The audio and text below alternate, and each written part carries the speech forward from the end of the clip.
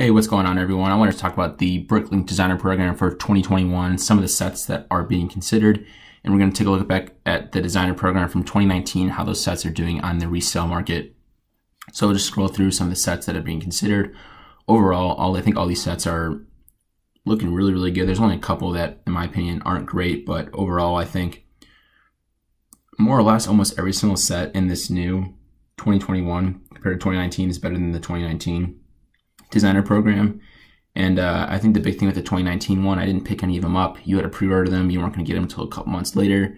And I think the big thing for me was just that none of them, I thought they were all okay. I didn't think any of them were crazy. I thought all of them were something that I could probably build on my own. Therefore, I didn't need to buy a set for. And it didn't make me purchase it. You know, it was interesting, but it wasn't great. I think all of these there's some really, really good looking ones on this one. And it's really exciting to see, you know. So let's go ahead and take a look at some of the past BrickLink. In 2019, they called it the A-Fall Design Program. And yeah, let's see. I'm trying to remember how much some of these retail for. I'm not sure how much the bike retail for, to be honest, but I can check it right here. The bike sold for $50, selling for $110, easy double. This sold for $200, $570, $600 pretty much. I believe this retailed for $120. 150, my bad. Sold for retail for $150. It's going for about $400 now.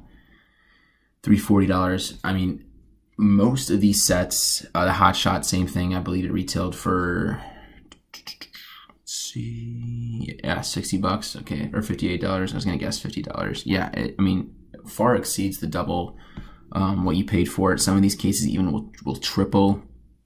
And that kind of surprised me. I didn't know that until I saw some YouTube videos, just some YouTubers picking these sets up.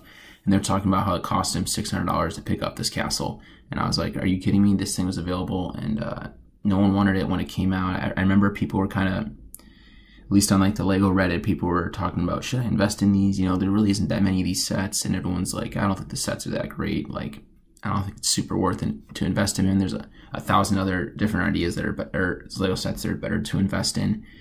And no, there isn't. I mean, based on this, there's not that many other Lego sets that would be a better investment than these. Now, will this happen again for these sets in 2021?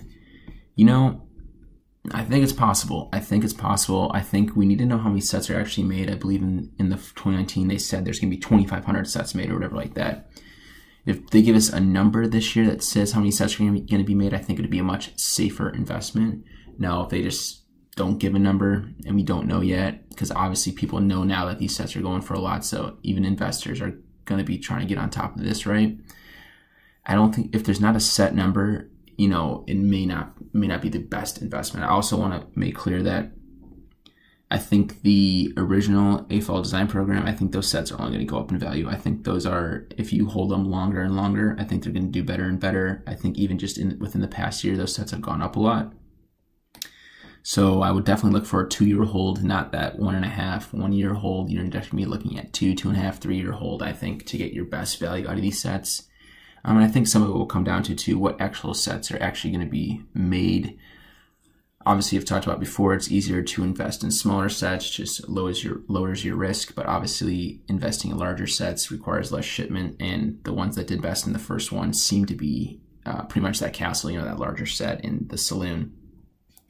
So it will be interesting to see what happens. I'm going to keep my eye on this, and I'll let you know if I get any updates on how many of these will actually be made, what the pre-order process looks like, and then, you know, how long they'll take to ship too, because that's part of the thing too. You got to pay for it a while before you actually get it. But like I said, if you're investing in it, you know, that's all good. It's not too big of a deal. Anyway, this is BrickDuo signing out. Let me know what you guys think about the 2021 potential sets that could be made through the BrickLink designer program. Thanks, guys.